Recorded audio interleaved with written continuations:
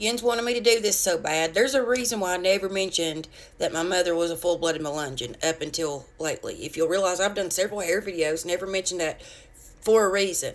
It's because there's several videos I've seen on here of nothing but false information, and I know they'd be the first ones to come in and be like, that ain't true. So I thought, you know what? Now that I've got a couple minutes where I'm on vacation the rest of the week, I'm going to post my receipts first, and then we can talk about Melungeon. This is my great-grandmother, Eliza. You can obviously see there. But I think this picture also screams Appalachia. And you know, it's still like that in the depths of Appalachia. And this is her boy, her son, Kendrick. What you know about them Melungeon men, baby? Hey. That's my mama and three of her siblings. The fourth one wasn't born just yet. But, I mean, these, I don't feel like I need to talk. You can just look. Hair for days. I still have a real hard time looking at pictures of my mom. So, in the red pants is her mother, and the rest are her siblings. Look at that skin and hair. We'd get together every Memorial Day weekend and have a cookout and have our own little mini Melungeon convention. That's my mom and her sister being crazy. They had a good time together. My mother was a Goins. If you know absolutely anything about Melungeon history, that right there should be enough to shut you up. Oh, the same way I can tell if someone is white or black, or with my eye, I can look right at you and tell if you're a Melungeon or not. Obviously, there's those you just see with your own eyes. There are characteristics that are just. We have some call it a bump, but the bump is because of the dip. There's a dip in our skull that found in anyone else. Melungeons are known to have not only dark skin and super kinky, curly, porous hair, that hair that you've never, it doesn't feel like anyone else's hair that you've ever felt before. Believe you me. Actually, my cousins and I were just commenting on Facebook recently, like literally last week, talking about our hair troubles, and our cosmetologist, Deborah, she would be like, I swear y'all's hair feels exactly the same. The majority have what is known as the wild color eye. It's blue, green, grayish tint, but now there are some Melungeons that have brown eyes. There are a lot of misinformation that's like it's only dark features. No, not necessarily. Had the African American skin with these kind of eyes. It wasn't until I mentioned Melungeon, somebody in the comments had said, isn't that a derogatory term? And I was like, what the heck? Well, then there's somebody else that's posted a video on here, and herself had commented, well, we don't use that because it's derogatory. Listen, honey, I've never heard that in my life. We don't use Melungeon in a derogatory term. We are what we are. And that kind of bothers me that is being pushed out there by others, saying that that's not offensive. Another thing is, these people are from Newman Ridge. The only reason why I'm sharing this is because I don't live there anymore, so I'm okay with it.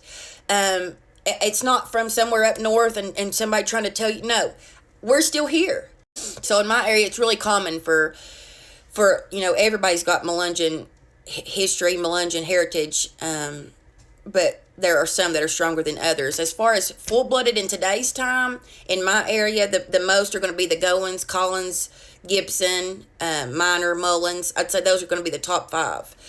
My family that I just showed you not only are Goins, but they married a Gibson as well. So you've got 2 full-blooded. That's why I think their characteristics and traits are so strong.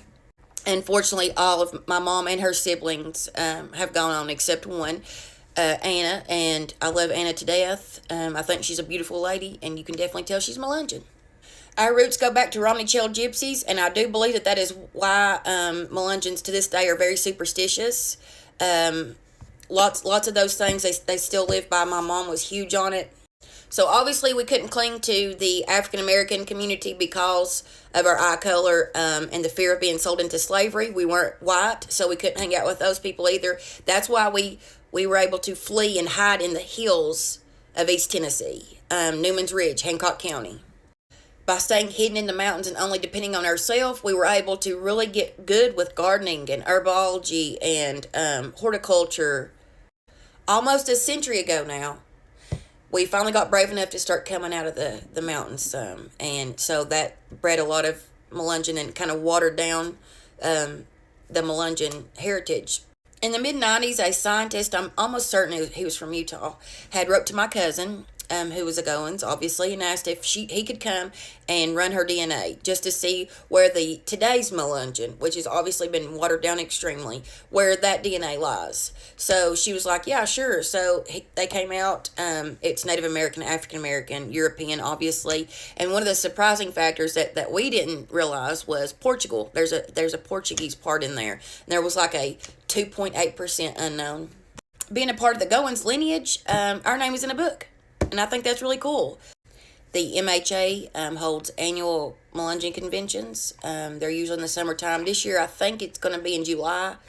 I'm pretty sure. And it's in Hillsborough, North Carolina. For being little, we had a preacher come to a guest preacher come to our church.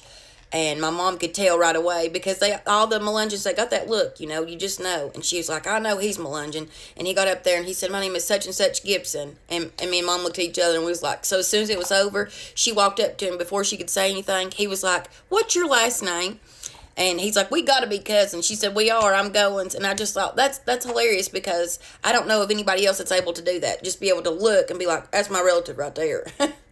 I want to encourage you, if you find any of this interesting, go and do your own research. Obviously, ignore everything from Wikipedia. There isn't a high school or college out there that will allow you to use that as a source of information because you and I can literally put anything we want to on there about anybody. So, but other than Wikipedia, research it. Read some of these free ebooks, and you'll get to see Goins used often, all about Newman's Ridge, and it'll go in more depth than I can in a 10-minute video. The Sunset, The Melungeons of Appalachia. That's the title of a wonderful book you guys should check out. My cousin Jack Goins wrote a book called Melungeons, Footprints from the Past. It's available on Amazon. And like I said, if you got the time and you find this stuff interesting, do some research. Check out some of these books. I think you'll like it.